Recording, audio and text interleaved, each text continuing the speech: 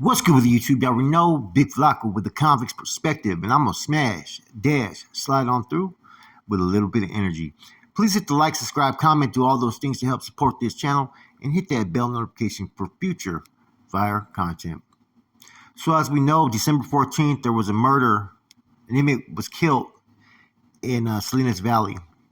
Now, there's a lot of different rumblings that have been reported regarding this individual.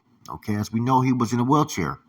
He had just came back from a medical facility, went to yard, and apparently they moved on him.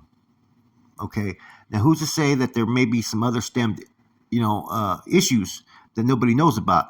Potentially, but this whole situation that's been going on, based upon what yard you're on, where you can program, and whatnot, it's kind of getting crazy. Homie Hangout did an excellent video, and he talked about how there's people in Salinas Valley who were previously SMI and other facilities, came back on new terms, and they've been housing them there. And people are requesting that they can't be there, yet they're keeping them there. And they're lucky that there hasn't been more incidents that have occurred in this prison based upon that. And that's not in reference to this recent case. This recent case is something totally different, and it makes you question things. And I've said this a long time ago. These organizations, they make the rules. Whatever rules they create, they made them. And therefore, it's up to each individual under the umbrella to abide and follow those. But when do they start to overstep their boundaries with personal health, mental health, as opposed to their rules? Now, bond number 8 kind of goes into that, right? Besides boasting about status, right, that you're not to do, it talks about your physical and mental welfare, your well-being, and that, taking care of it. Therefore, that bond a lot of times would be applied to, and we're talking about Norteño Collective's rules, right? We talk about no, drug usage and so forth. So people would basically get blasted if they were using dope back in the days. So there's very few prisons that have basically the medical treatment that certain inmates may need. You have Vacaville, you have San Luis Obispo was another one at one time.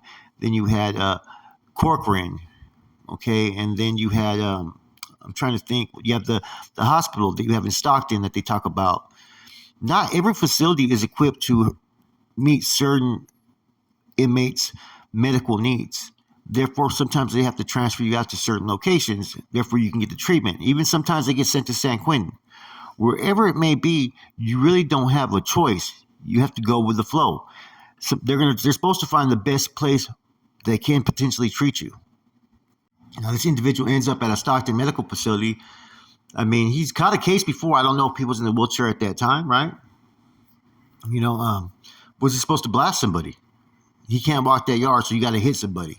It's like, when do we get to the point to where, you know what, man? Take care of your health. Don't worry about the prison politics. When you come back, man, we can embrace you from there. When does that start to happen, man? Because it seems like if you don't follow certain rules, there's always somebody that's quick to fucking just basically call your fucking number and have you fucking dealt with. There's no really honor as far as in removing somebody that's up in a wheelchair. You know what I'm saying? They can't defend themselves from attack from behind. They can't really do too much. You know what I'm saying? When someone's called to remove them. It's like I said before, some of these dudes that were running some of these yards and whatnot that are now old and they're in wheelchairs, all you got to do is basically tip them over and it's over. You know what I mean?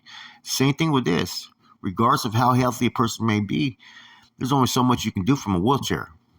So basically, if a prison has a facility that has all the luxuries, right, to treat what you have going on health-wise, but if it's been deemed a yard that's not one for certain groups to walk, yet you go there because you have to get this treatment in order to survive, you end up getting deemed no good. It's like, man, that's a fucked up situation, man. That's people playing fucking God, telling you what you can and can't do. If you have something that can fucking help save your life, and it may not be the best yard, I mean, especially at the hospital one, right? There's most people that are going to be sent there or for certain needs they have to be treated, right? It just doesn't make no sense. Why can't you go there to get the treatment that you may need?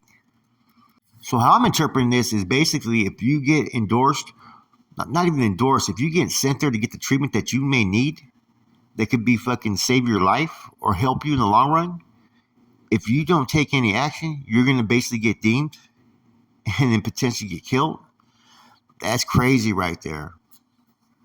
Now, what they should have did was allow these individuals to go to these yards, get the treatment that they're needed, and while there, unless there's an immediate, like straight target that's so high on the list that they have to move on, they should allow them to go there, infiltrate it, and gather intelligence.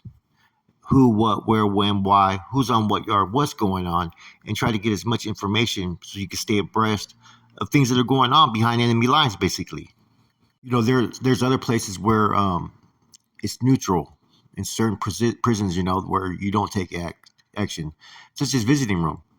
You don't take no action when you're up in the visiting room. It's kind of neutral grounds. Even if you run into the opposition, that's a target. People have to stand down usually out of respect for the guests that are coming into the prison. That same type of element should apply also when someone has to go to a hospital. They can't help that they're going there. They're going there because they're sick. And ain't none of these big homies qualified to sit there and tell a person what he needs and what he doesn't need. They're not doctors. I've said that a long time ago, especially when it comes to mental health.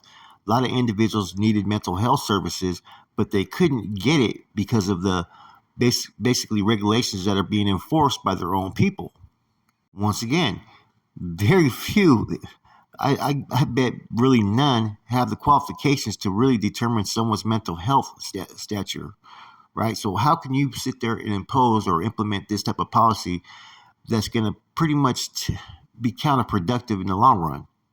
Bear in mind, it's also been stated that this may not be the only reason why they were removed.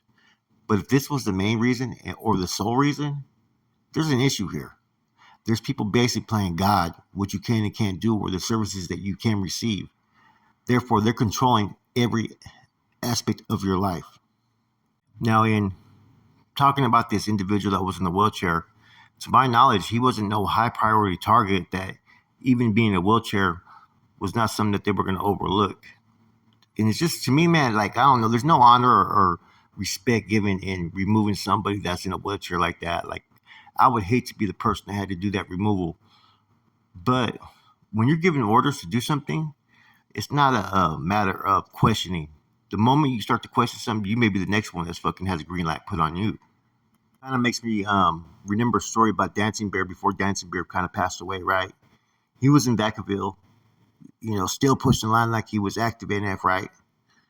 And he was, trying to tell some individuals that were no longer active that, and basically some dudes that were, no good Northerners that were on that yard basically told him, man, shut up, old man, before we just tip over your wheelchair.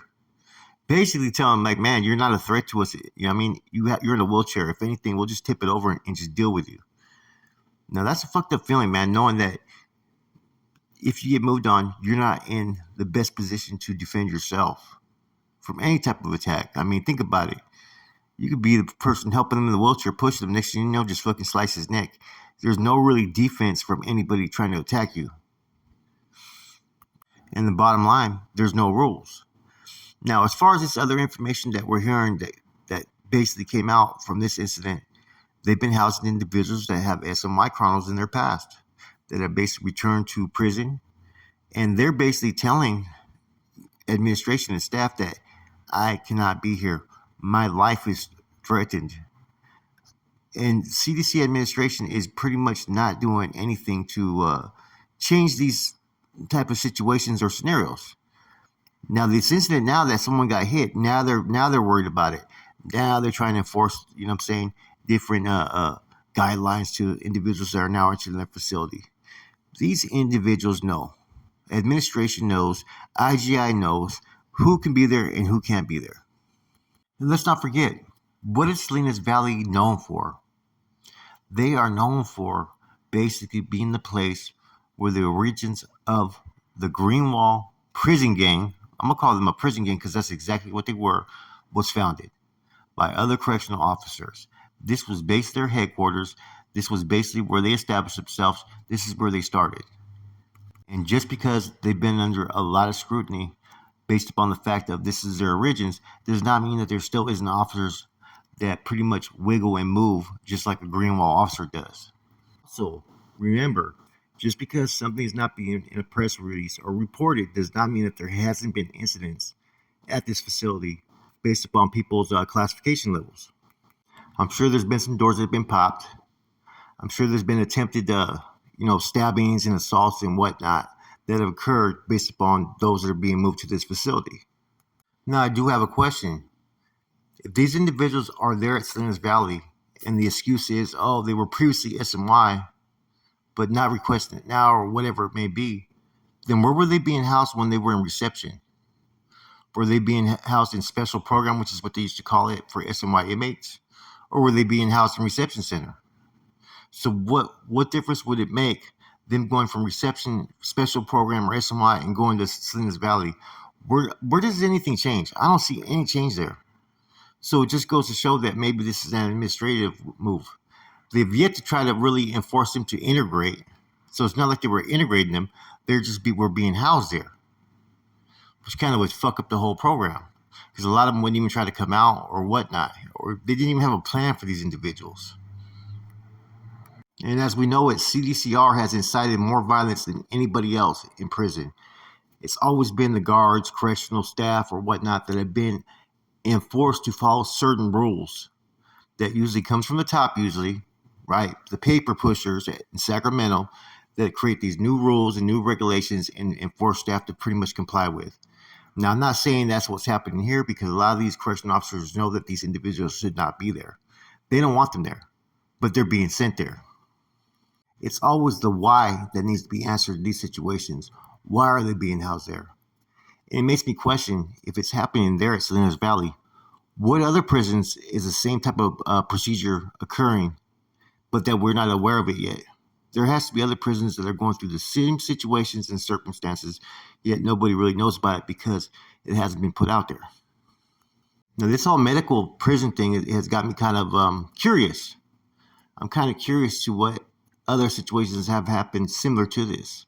This probably isn't the first situation where something like this happened, but it's the first that's been put out there. I'm pretty sure that there's been some removals or even some deaths, right, that nobody's really talked about why they got hit. And it may have been along the lines of something similar like this.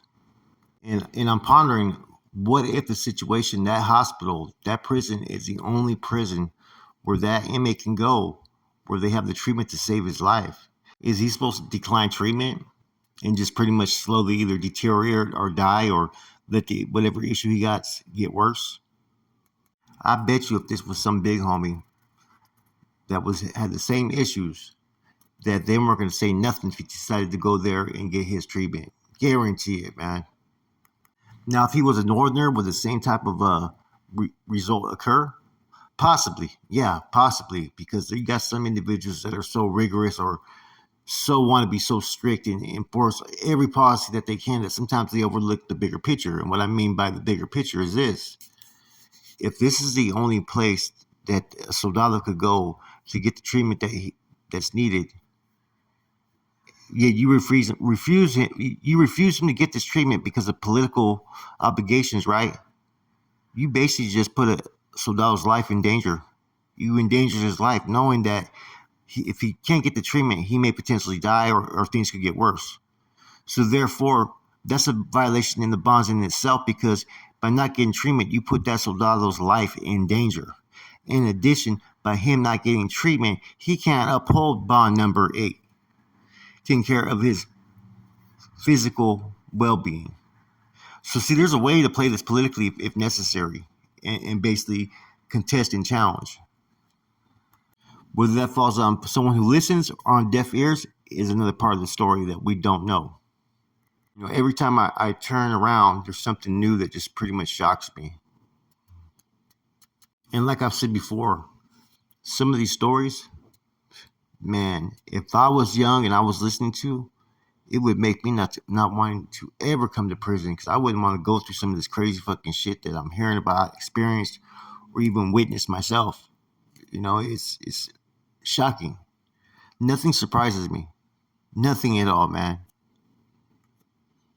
Anyways, like I said before, you got too many people when it comes down to the Department of Corrections, or whether some of these groups, they're all trying to play God. With that said, it's your boy Flacco. I'm gone.